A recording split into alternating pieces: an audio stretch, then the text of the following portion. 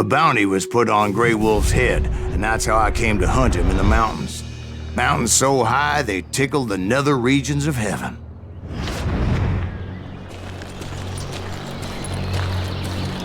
Grey Wolf was a Chiricahua Apache medicine man who had led a war party in revenge for a massacre against his people. The U.S. Army had attacked his tribe during his daughter's sacred sunrise ceremony, and the slaughter was unspeakable. I understood his anger, as there's nothing more traumatic than seeing those you love die in a cruel and painful death. Right from the beginning, I couldn't shake the feeling that Grey Wolf was watching my every move. He led a band of young Apache warriors who wanted retribution and were more than willing to die for him.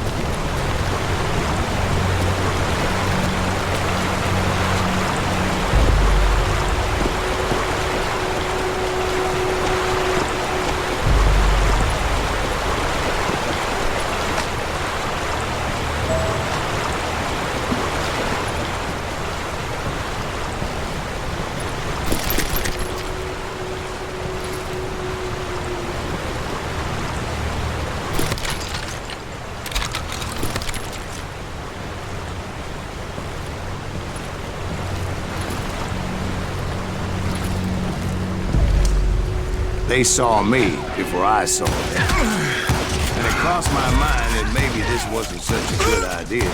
But now that the shooting had started, there was no backing down.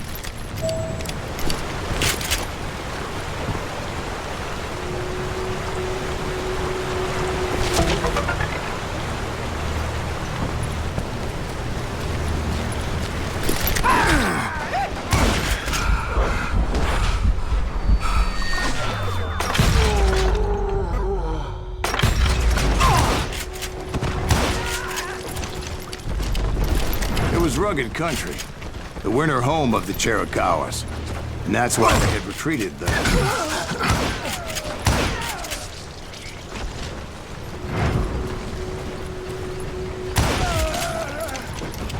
I admit to having some regrets about going after them the way I did. But then again, I got a lot of those.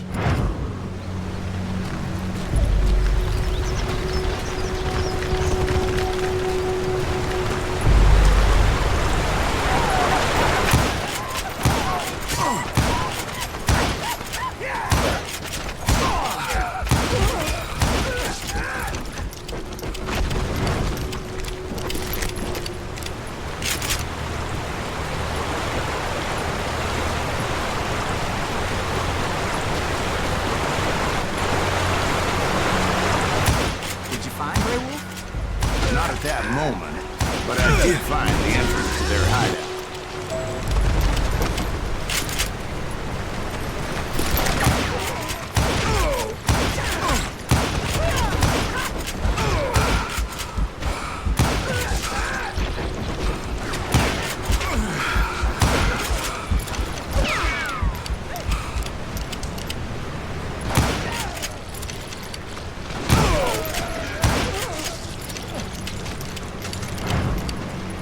Deep crevice that led to a deeper cave. Don't tell me you went in there.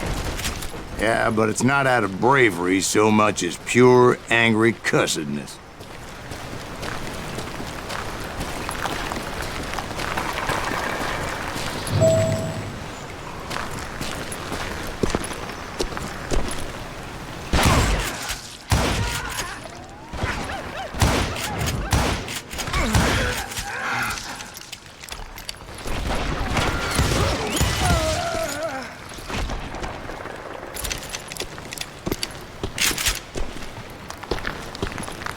See, back then, I had a stubborn streak a mile wide. and I wasn't about to back down. So it was like pitch black in there? Actually, it was pretty well lit, as they had torches on the walls.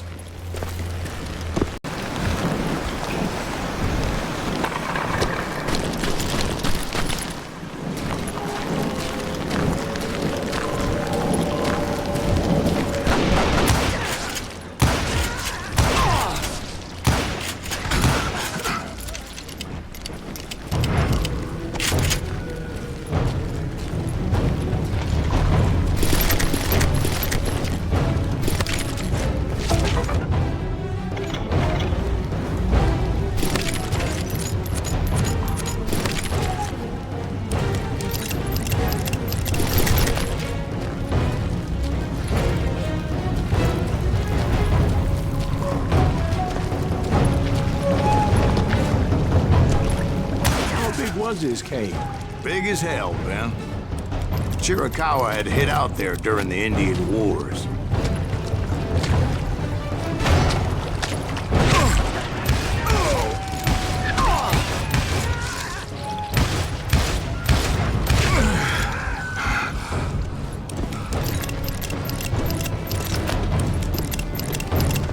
They thought it was haunted with the ghosts of those murdered by the horse soldiers. The cave was haunted with dead Indian ghosts?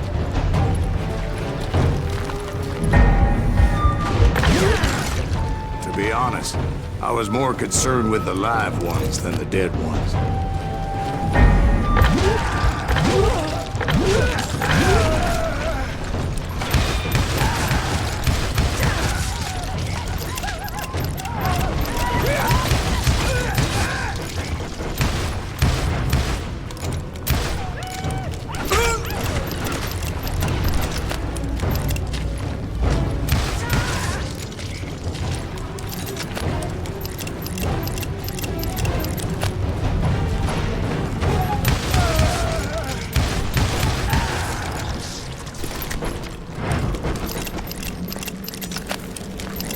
How come you know so much about engines? A few years back, I was married to 2 Mescalero women. At the same time? Yeah, they were sisters. Polygyny is traditional among the Mescalero. So what happened? Oh, I had to get out of there. Those girls never shut up. Both of them nagging at me all the time. Drove me half crazy. Haven't seen them since. No, I mean, what happened with Grey Wolf? Oh, well, I pursued him into the Cave of Death.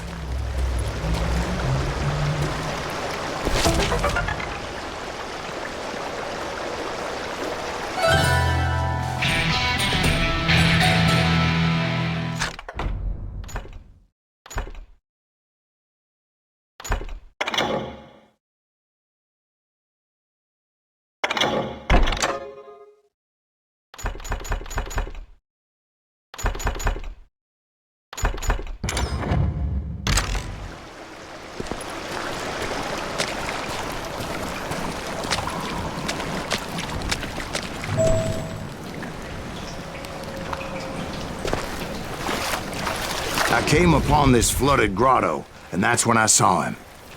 He came to me unarmed and unafraid.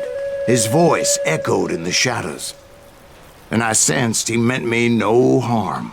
You carry great darkness in your heart, and if you do not release it, it will claim your soul. The sound of his voice put some kind of ancient Indian spell on me.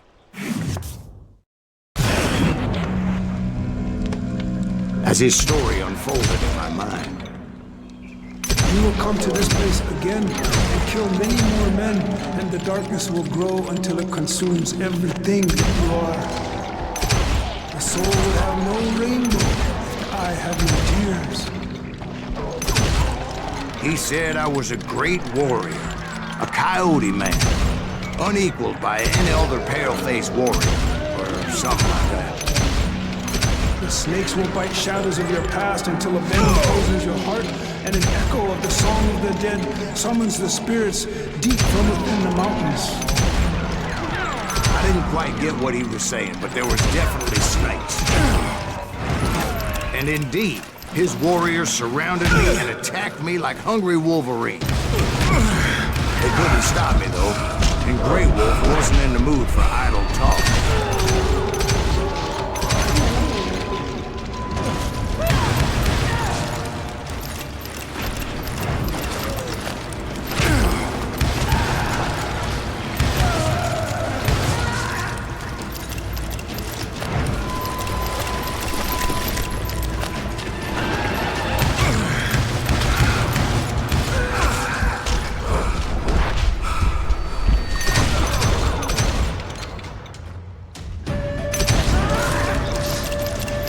I swear I couldn't see any way out of this trap.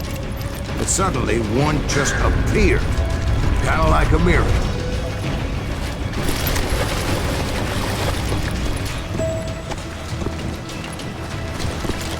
I felt like I would be lost in that damn cave forever. Finally, I found myself back outside, perched on the edge of a precipice, overlooking a thundering white-water river. To get where I was going required several leaps of faith, but no way in hell I was turning back. I chased after him, determined to make him explain the meaning of all that mumbo-jumbo. Oh!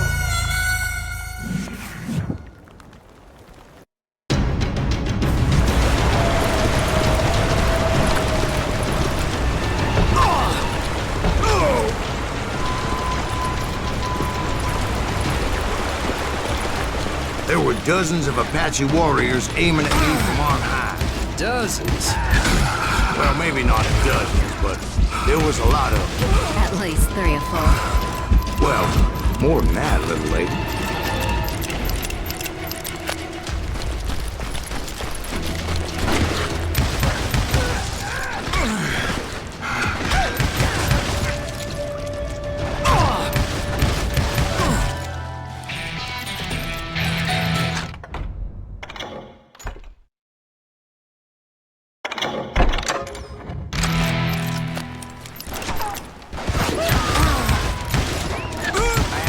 Climb up a creek ahead of me and scrambled up those rocks like a mountain goat.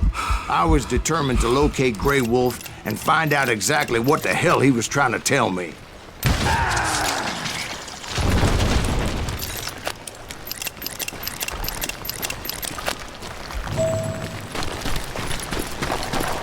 And wouldn't you know it, that crafty son of a bitch led me right into a trap. What kind of trap?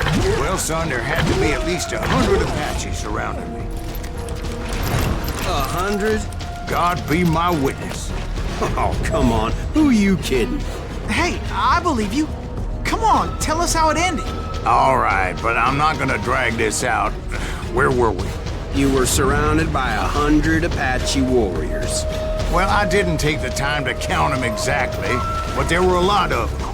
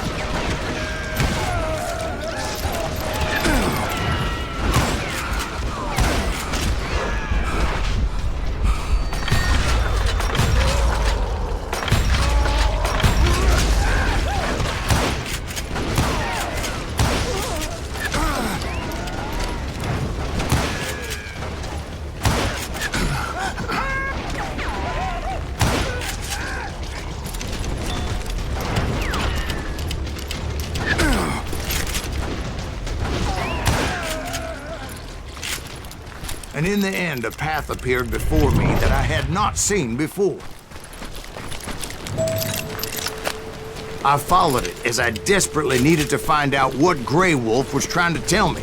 But it was like that son of a bitch disappeared into thin air.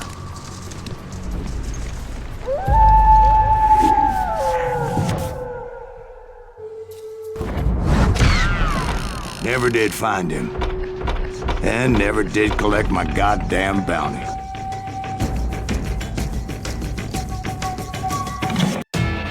It was early morning, One of my friends was a local gunsmith, and he handed out firearms to anybody who'd take one. You see, the Daltons got it in their heads to rob 2 banks at the same time. 2 banks on the same damn street.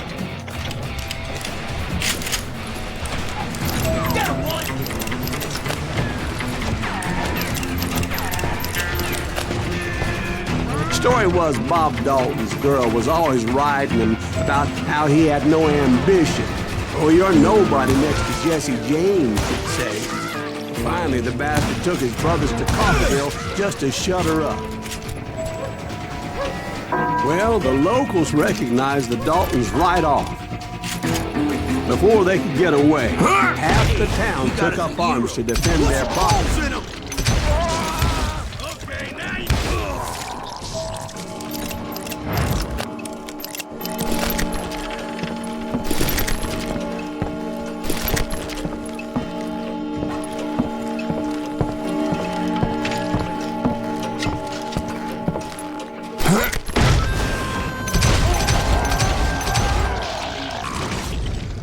The brothers paid dearly for their stupidity, but everybody knows they had it coming. There's more to it than that. I read all about that day, so I know for a fact that it went down very differently. First of all, it was high noon. A posse of U.S. deputy marshals were on the rooftop across the street. Get ready, boys. They're gonna make a move. The lawmen had been tracking the Daltons for months. Now they finally had them dead to rights. Among them was a bounty hunter feared by many a lawbreaker. This man had no intention of letting the Daltons slip away. The marshals tried to get the Daltons to surrender. They'll give up eventually. We just gotta wait till some bitches out. This bounty hunter knew that the brothers were far too proud to ever lay down their guns. You ain't stopping me.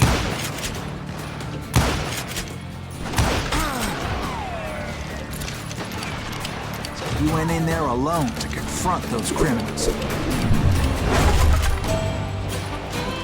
One of the marshals shouted, "Where are you going? Are you crazy?" Hey, where do you think you're going, dumbass? That rifle's mine. But he paid him no mind.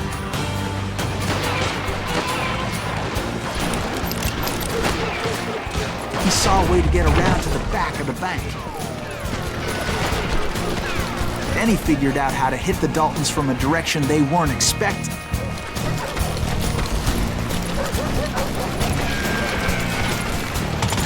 From above. Fortunately, a water tower was right there.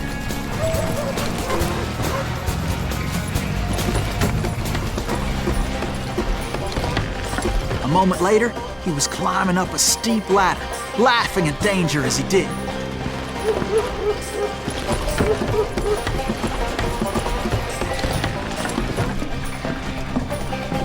It was brave men like him who risked their lives to tame this wild country.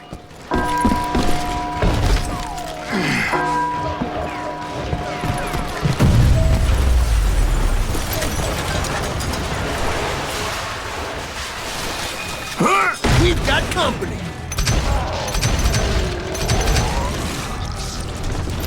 Heroic men like him, who did what other men couldn't or wouldn't to make this country free. Like Jim Bowie and Davy Crockett. Is that who Silas died Greaves? defending the alley. Son of a bitch!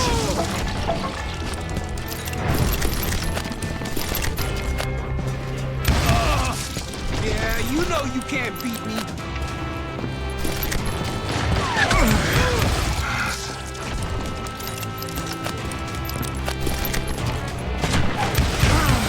God damn you!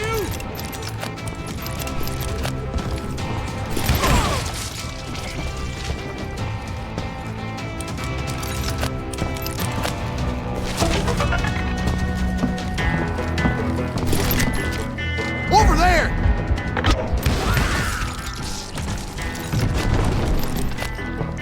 That's Silas Greaves.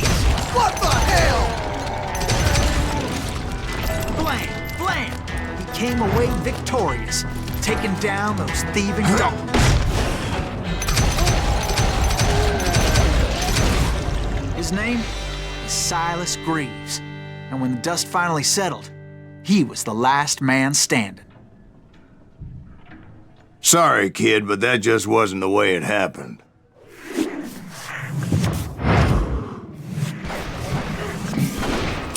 It was early evening, not high noon.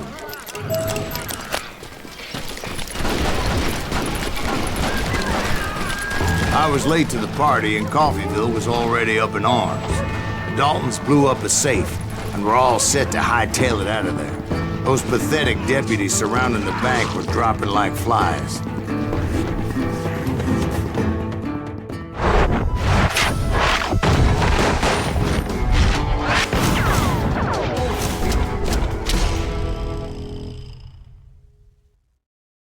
I had been tracking those jokers for months, waiting for them to do something reckless.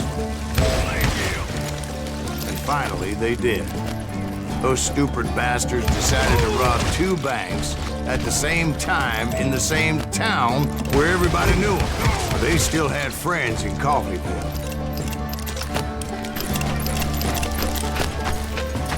Hey, you got us What's wolves in them?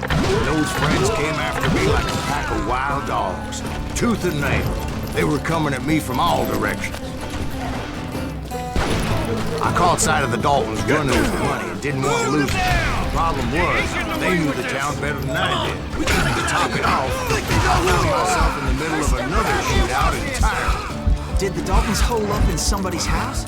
No, it was the Smiths, I believe. They were cousins of the Daltons.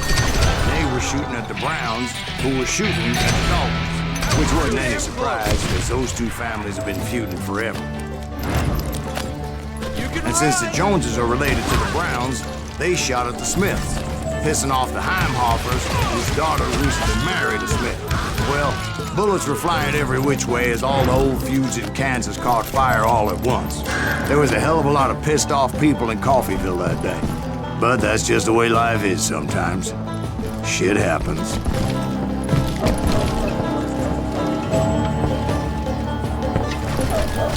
The Dalton boys knew I would never give up. Those Daltons weren't the sharpest knives in the drawer, but they always stood together. They set a trap to slow me down and allow at least 2 of them to escape. The 3rd brother stayed behind to plant me, just in case that trap of theirs didn't work.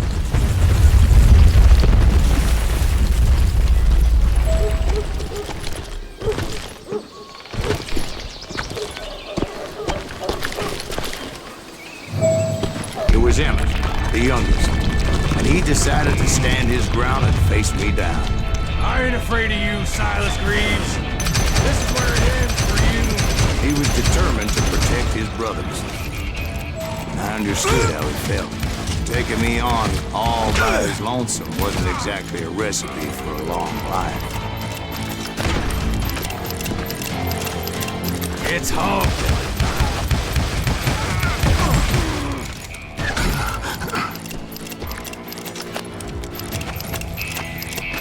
I'm gonna tear you apart!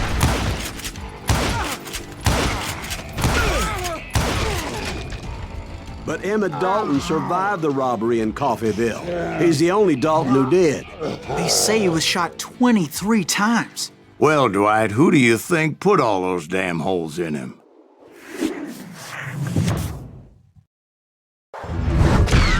But I have to admit, that boy had grit.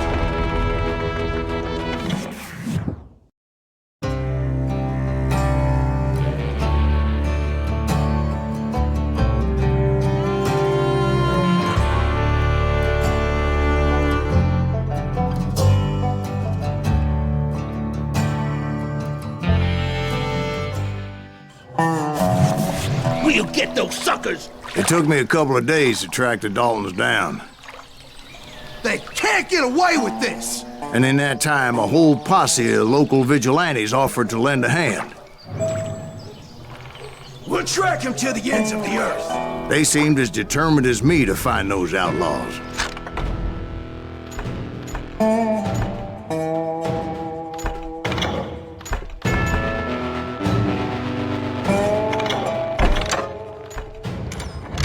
But as we headed into those swamps, it was like I had my own private army. There was no way those boys were getting away this time.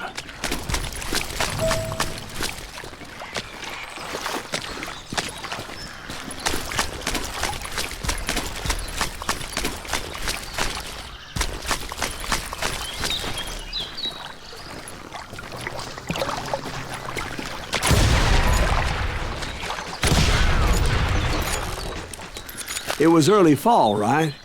Beautiful time of year. At least you had the weather on your side. Not by my recollection. It was damp and foggy as hell.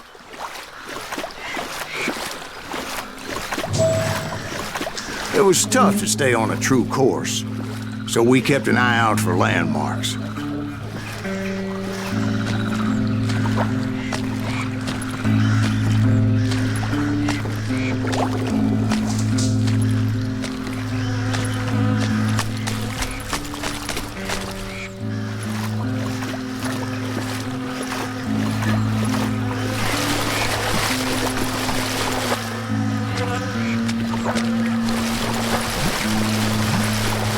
It was autumn.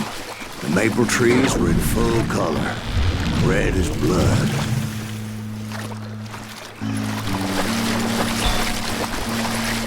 The rains that year were torrential, so the whole area was flooded. The vigilantes had spread out wide, and pretty soon I couldn't see anybody.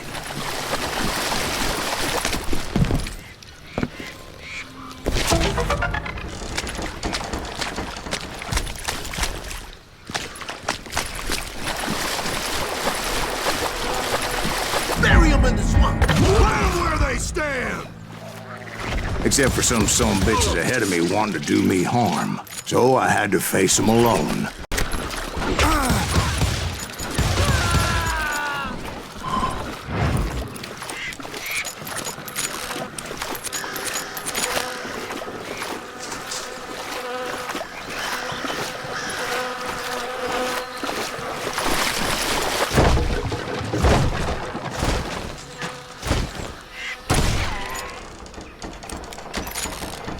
So did you find the Daltons? Not yet, but I did have the questionable pleasure of meeting a few of their friends.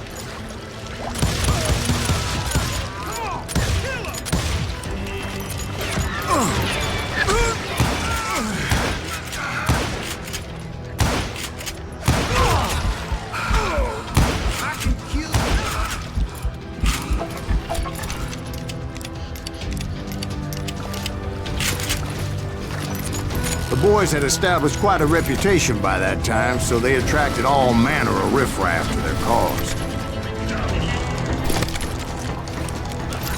Can't hide from dynamite!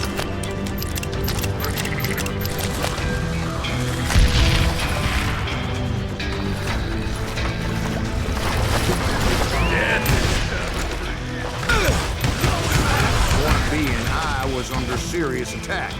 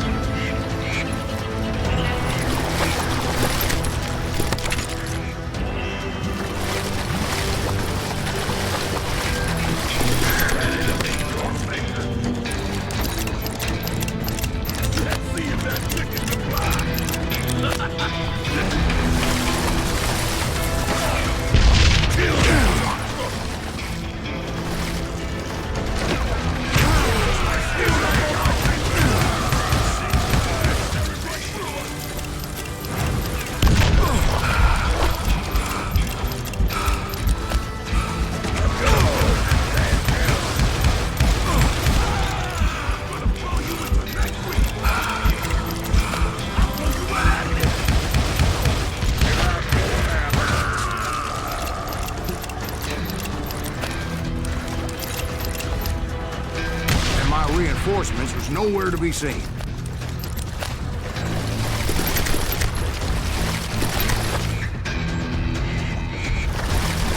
Bury him in the swamp!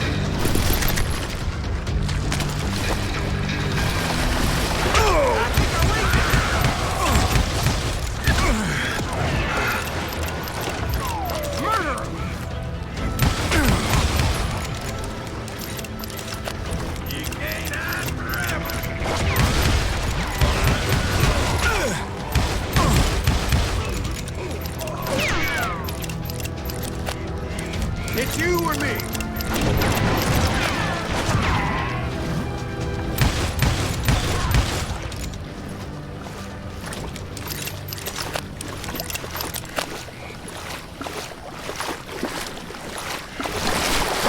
But luckily, a barn materialized as if right before my eyes. I scrambled up top to get a better view, but just ended up falling inside.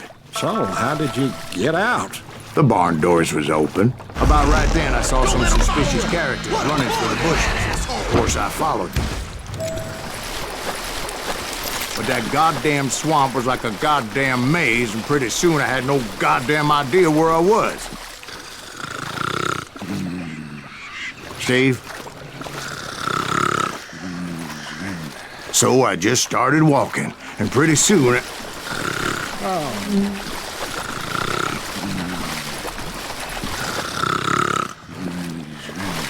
Steve? Steve! Huh? Oh, no, I'm listening. Indians surrounded me from all sides.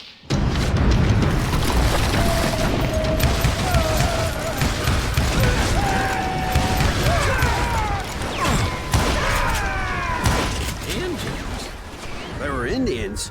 No. I just wanted to make sure Steve was paying attention. Now, where was I? You were following the Daltons through a swamp? That's right. See, Steve? Dwight's paying attention. No, I'm listening. I was just resting my eyes. So, The Daltons? where was I? Right. See, there's a reason so many outlaw gangs are made up of brothers. Being a brother is a very sacred thing. It's a bond like no other. Bounty hunters! Stop that, son bitch! So did you ever find the damn Daltons? Not yet, but I did find a few of their cousins. Kansans breed like rabbits. Bounty hunters! Stop that, son bitch! So did you ever find the damn Daltons? Not yet, but I did find a few of their cousins. You Kansans breed like rabbits. North Smiths or Heimhoffers or who knows what.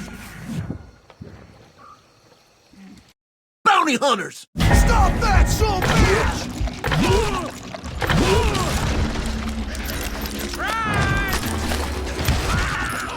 More important than family. I bet Ben knows what I'm talking about. Bring it on!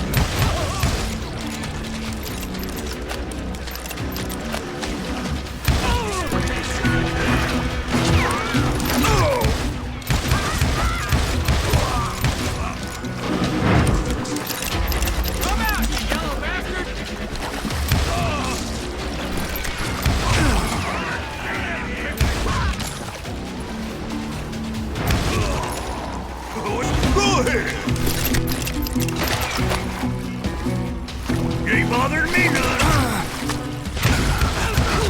He has it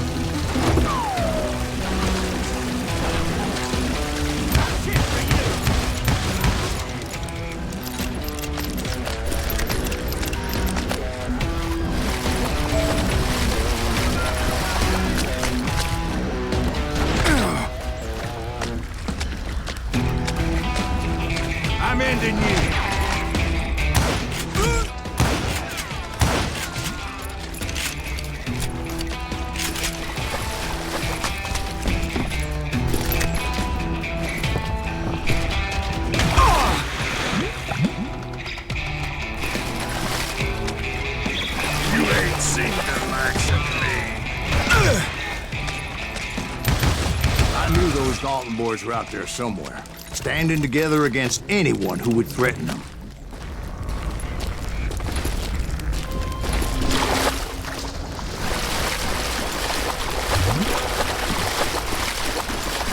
And that's when I saw it. A goddamn steamboat. A steamboat? In a swamp? Yeah, Steve, but this wasn't much more than a wreck, really.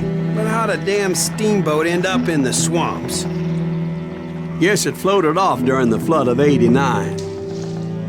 Now, was it a stern-wheeler or a side-wheeler? What? Does that really make a difference, Steve? It was a steamboat with a goddamn army on board. It was then that a fusillade of bullets come raining down from on high. And those vigilantes who accompanied me weren't anywhere to be found. But among those men that were shooting at me, I thought I saw some familiar faces.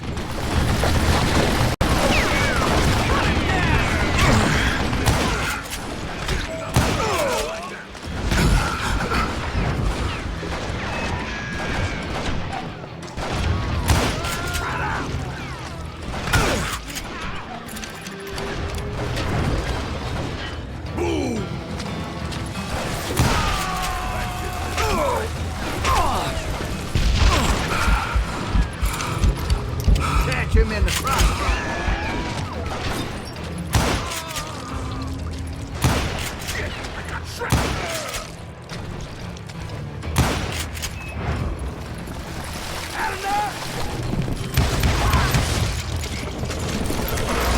Somewhere up there, the Daltons were waiting on me.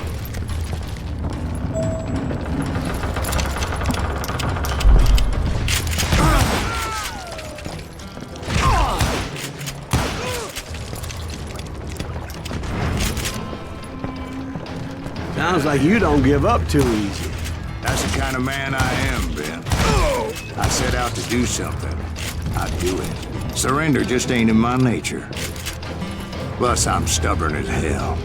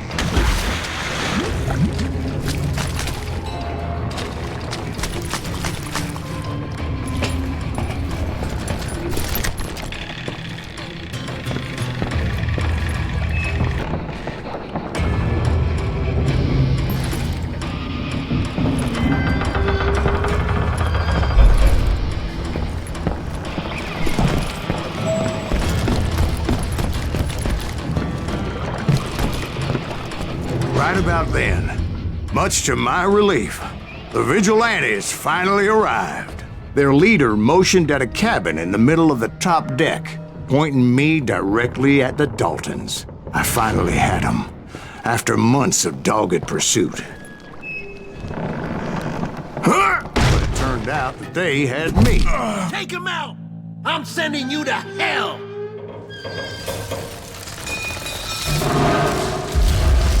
The Daltons had played me Not so like a tough fiddle. after all, is he? Apparently, the vigilantes were on their damn payroll. They didn't just want to shoot me. They wanted to burn me alive.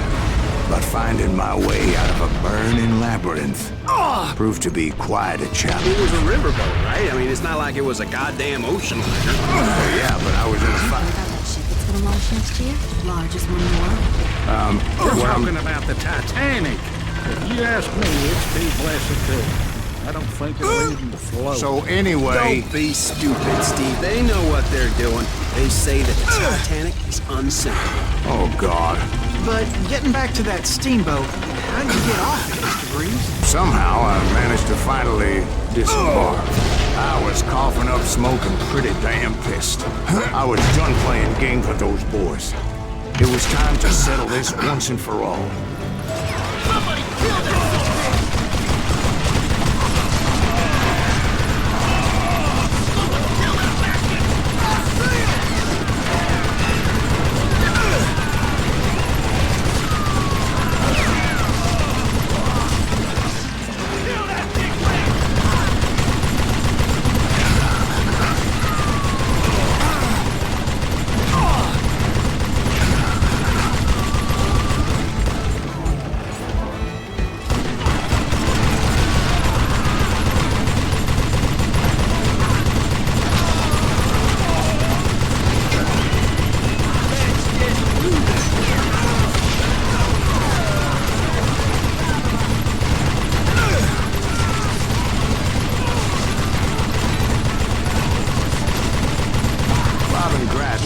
to come at me one at a time. They were in this together. Two brothers side by side, determined to take me down.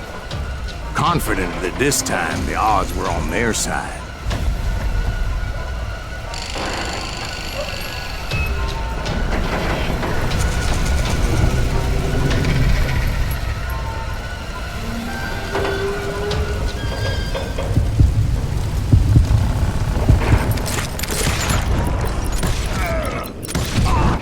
They got it wrong. A sad end for those two. If they'd only known that Emmett was still alive despite his wounds. Paroled 14 years later, he moved to California and sold real estate and lived off the legend of that fateful day. And the tragic death of his two brothers.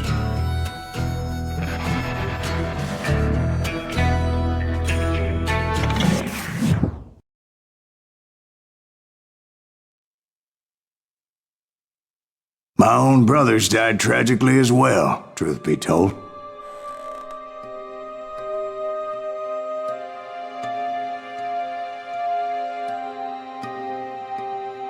It was 1868, and me and my older brothers were pulling a tidy profit running cattle into Juarez, Mexico.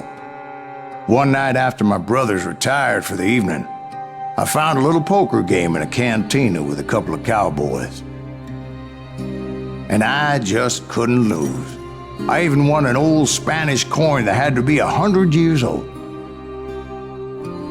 Well, I was mighty pleased with myself the next morning as my brothers and I rode for Texas. But before we crossed the border, those cowboys caught up with us. It was Johnny Ringo, Roscoe Bob Bryant, and another asshole named Jim. They wanted their money back and everything else we had, including our lives, as those boys didn't want us coming for them later. Bob put that old Spanish coin in my mouth and said, "I won't have it said that I left you with nothing, boy." Well, those horses bolted, and there we hung as those bastards rode away. The branch finally snapped under the weight of the three of us, but being my older brothers were bigger and heavier, they were already dead. And right then I swore to myself that I would avenge them. Ringo you know about. But Bob eluded me, until I heard he was riding with the Wild Bunch.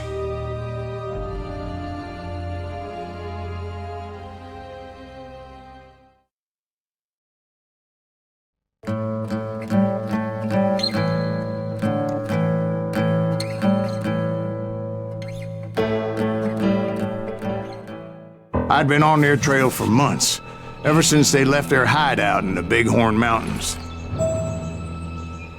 Led by Butch Cassidy, they were a loose association of outlaws who robbed banks and trains from Colorado to Montana. Among them was the Sundance Kid, and that murderous hombre I was tracking, Roscoe Bob Bryant. Were you a part of that giant Pinkerton posse after the Wild Bunch? No, boy. A circus like that would have slowed me down. Besides, I wanted Bryant all to myself. I'd heard about a large shipment of gold being transported to Wilcox, Wyoming on the Overland Flyer. I figured the Wild Bunch would likely hit such a treasure, and by God, I figured right. They blew the bridge with the intention of forcing the train to stop. Well, I assumed the Wild Bunch was likely in the still intact part of the train high above, so I had no choice but to make my way up through the passenger cars dangling down. I was determined to make that sumbitch Bob pay for what he did to my brothers.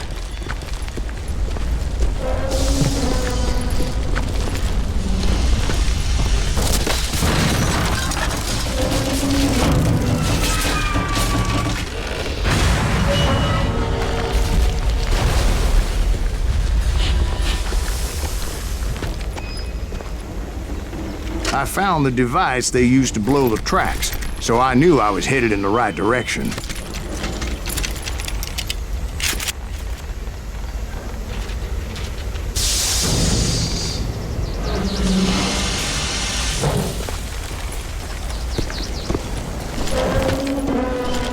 ears are still ringing from blowing up that bridge. What'd you say? I can't hear a goddamn thing! Well, I made my way off unscathed and came upon a few members of the gang and had no choice but to dispatch them. Who's that son of a bitch? From there, I had to negotiate an even more precarious route. You can run, but you can't hide. First, I would need to get my ass out of there.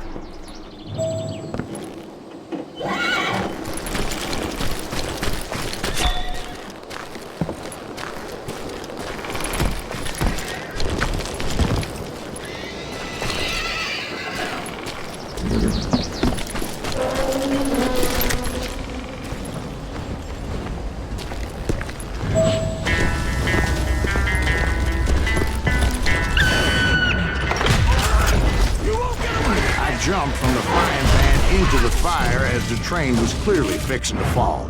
I had found the gang, but in order to find old Bob, I needed to fight my way forward past a whole passel of desperados.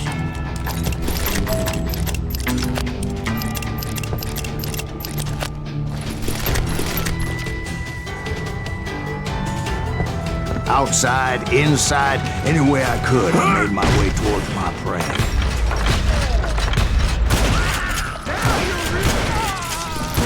Passengers. It was mostly a freight train, as I recall. There were no passengers aboard that day.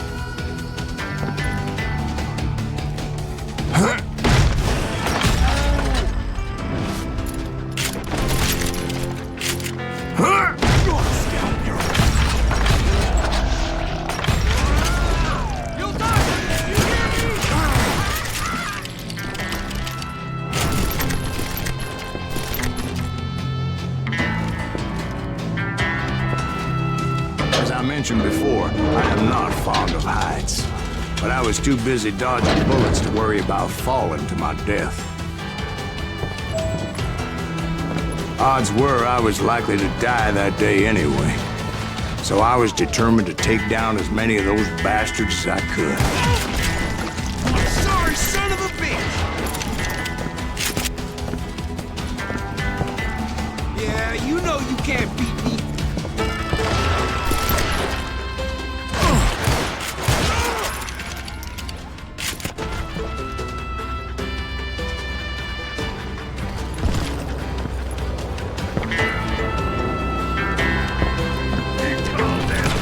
It was like shooting ducks in a shooting gallery. The only difference is these damn ducks shot back.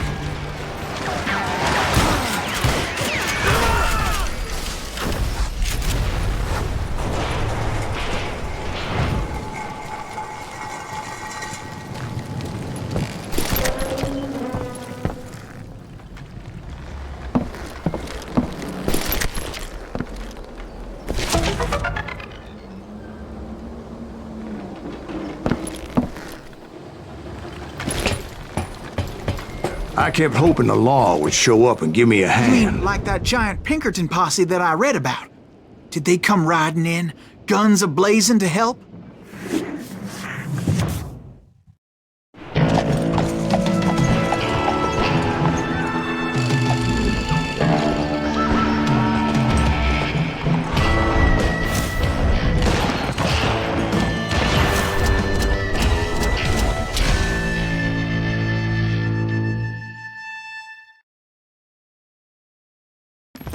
Help? From the Pinkertons? No, son. I had to fight the wild bunch all by my lonesome, as usual. Who the hell is that?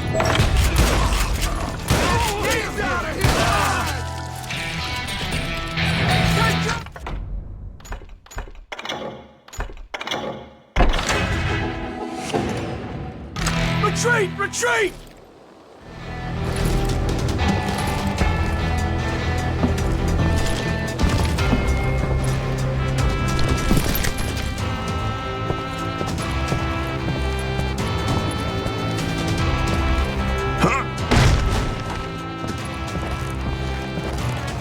Killing everybody! They'll kill us all!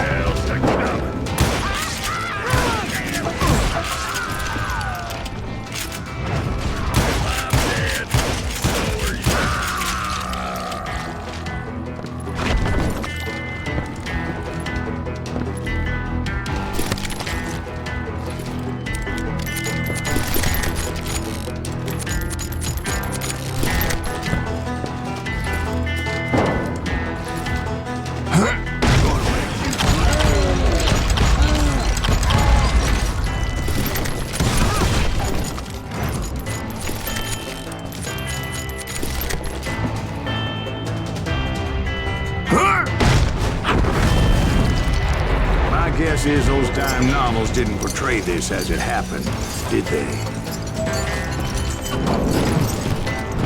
Only a few stragglers were left. I had to cut them down pronto if I was gonna stay on old Bob's trail.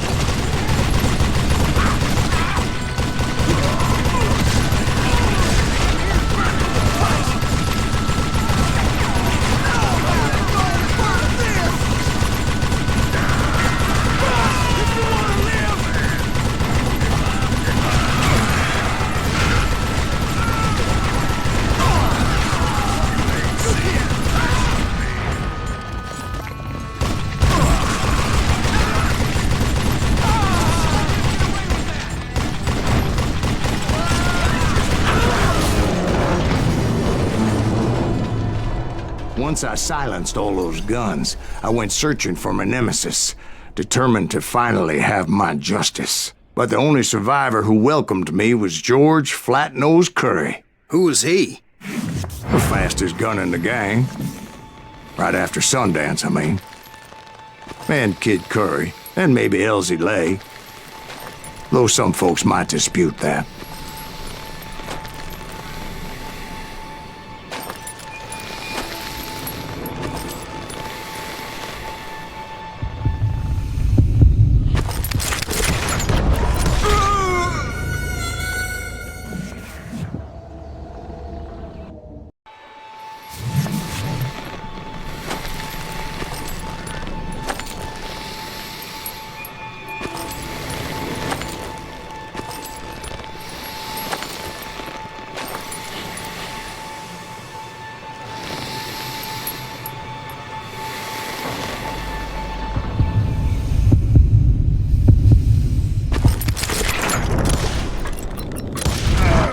On that very same day, Butch Cassidy and the Sundance Kid decided to leave the Wild Bunch behind and decamped for South America.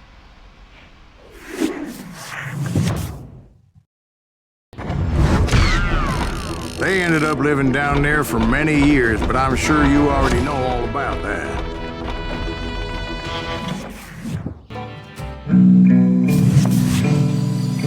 I tried to find Bob Bryant, but it was as if he'd disappeared. Sometime later, I heard the Wild Bunch was back together. Kid Curry escaped from jail, and now he was running the whole shebang. So I took to their trail, as I was still in pursuit of my brother's killer and hoped that he was back with him.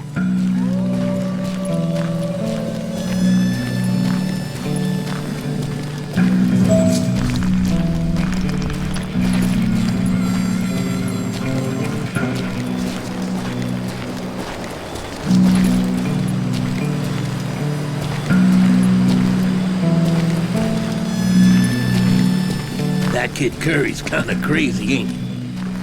Don't let him hear you saying that. Anyways, I tracked those boys to a camp right outside Parachute, Colorado.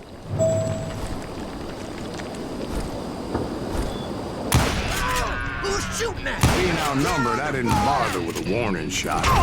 I just started taking those bastards down.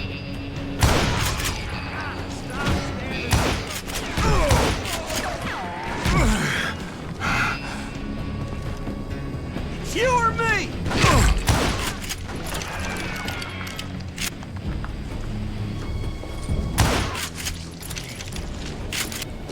Old Bob wasn't among them, and neither was Kid Curry.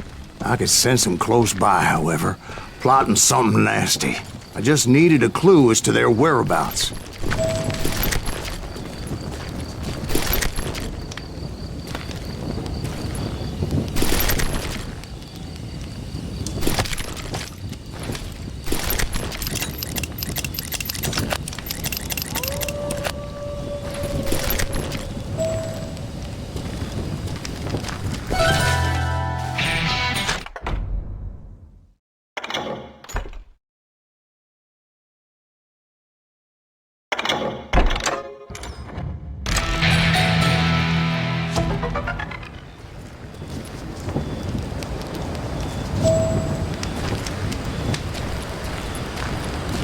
And I found one.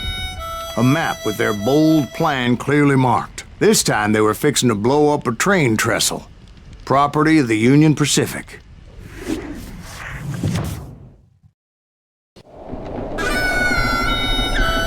The plan clearly indicated how they were fixing to undermine several of the weakest wooden supports.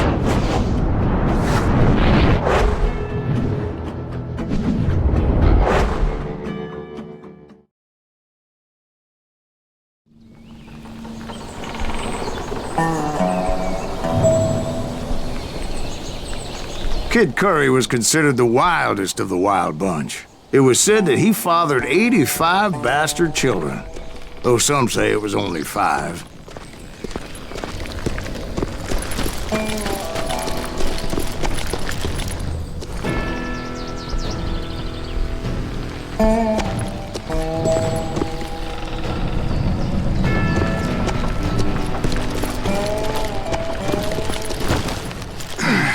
Kid Curry had bragged to a whore how he was gonna rob a train heading to the U.S. Mint in Denver.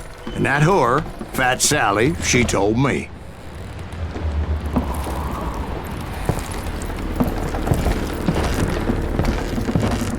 The bridge was rigged with dynamite, so I decided I'd best be careful confronting those bastards.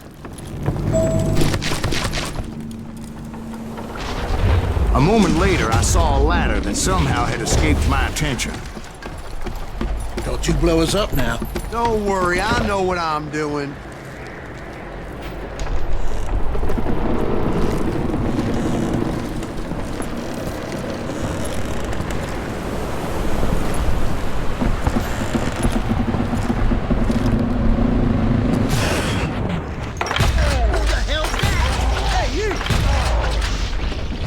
Wild Bunch did not take kindly to my presence and attempted to blow my head off. It appeared the kid had found a number of new recruits to bolster their ranks. Guess there's always desperate men willing to trade their lives for stolen treasure. What happened next? Well, having removed the first bundle of dynamite, I decided I might as well remove the other one. Once that was done, I figured I'd find my way from there.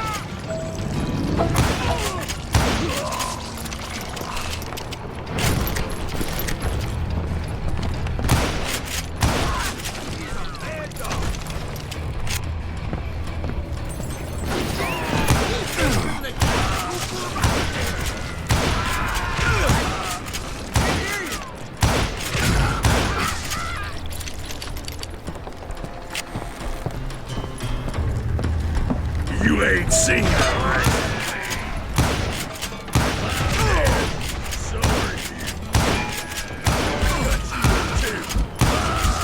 So, what happened then? I had to remove more of that damn dynamite.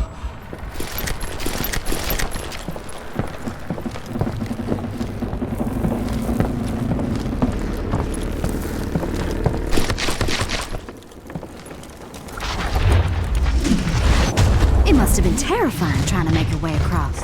I was sweating it a bit, but then I noticed a footbridge tied up on high, so I shot the rope.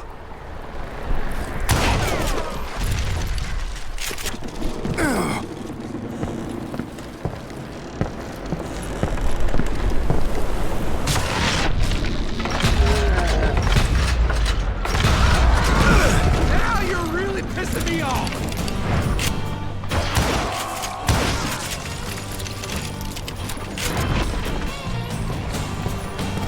So that was all the dynamite?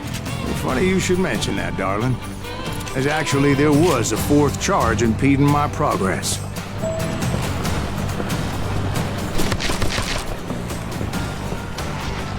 Once I removed it, my path was pretty clear. I'm gonna blow your damn head off. I'm still standing.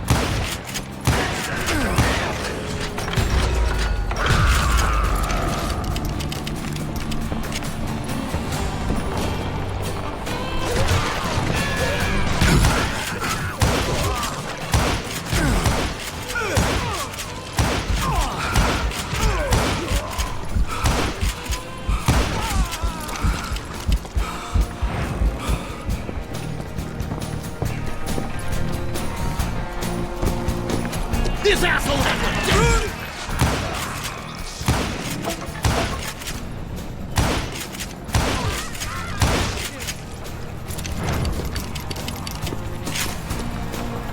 Come out, you yellow rat!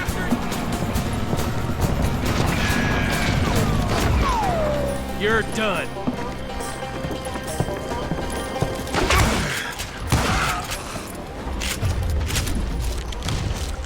So I proceeded onward and realized that that way just wasn't gonna work.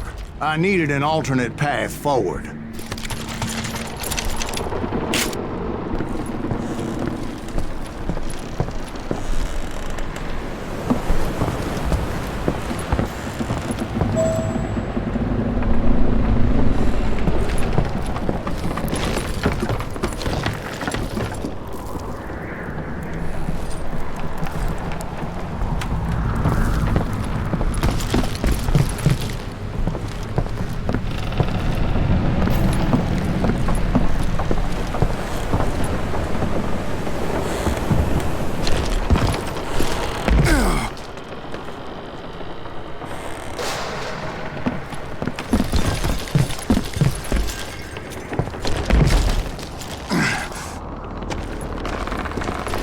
Luckily, I found a cave, and as I made my way back to the bridge, I saw something that concerned me.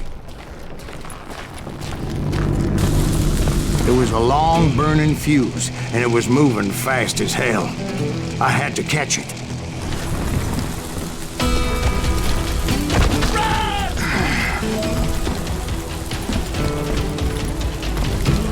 The burning fuse was so damn quick, I had to run like the wind.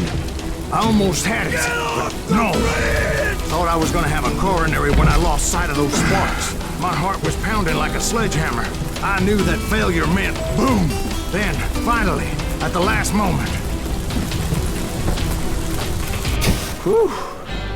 Of course, I was successful, or clearly I wouldn't be talking to you folks here today. Naturally, I removed the last dynamite charge. Well, it was a touching reunion.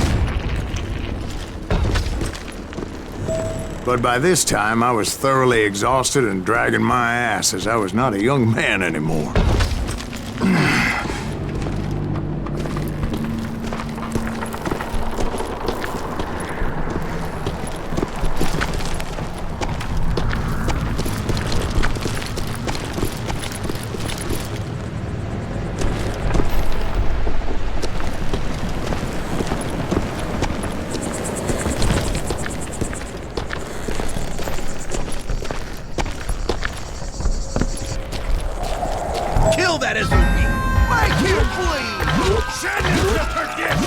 Finally, I found those boys. Or more precisely, they found me.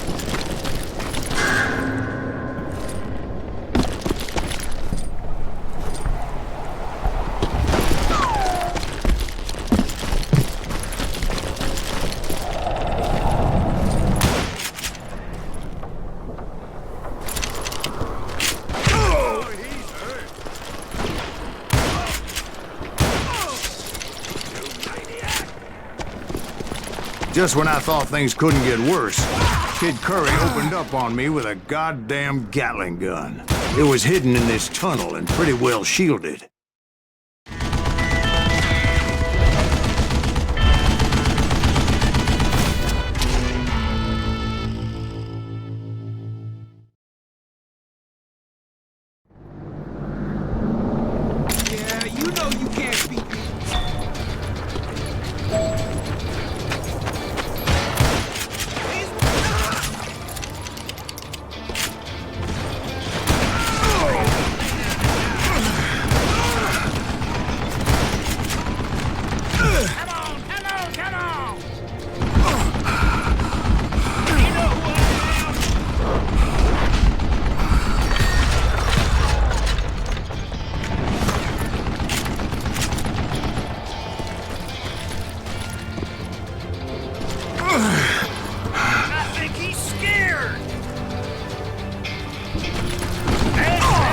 Luckily, I'd located some dynamite.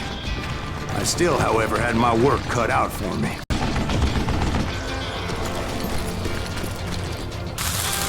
Are you kidding me? This is the last mistake you'll ever make. Yeah! God damn it, I need some help here! Come on, boys! Take this stuff down!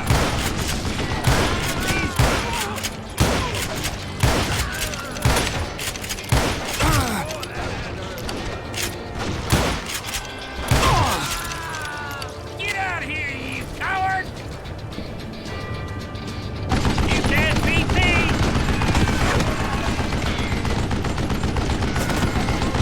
Shit! I gotta reload! Time for you to lay down and die!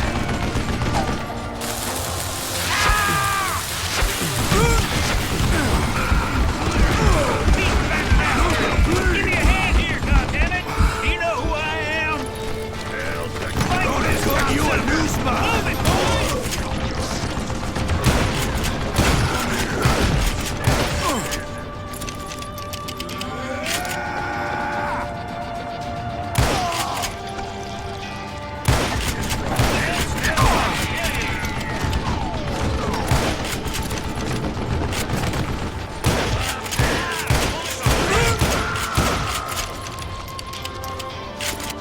Guess you had enough, huh?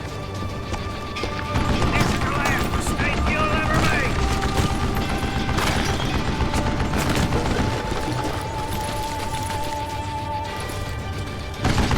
You can't beat me. Stupid contraption. Eventually, I brought that tunnel down. And that's when I met Kid Curry himself. He had decided to stop pussyfooting around and deal with me personally.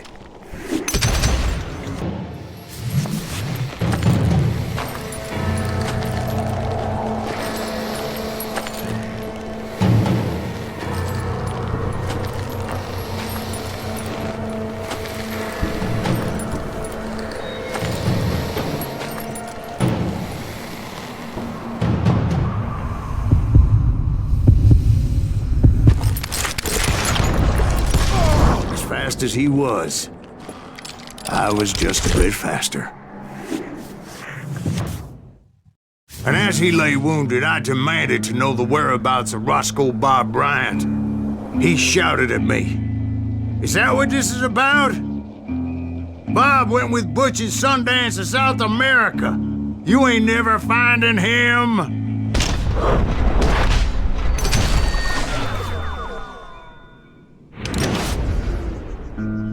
Those were his last words.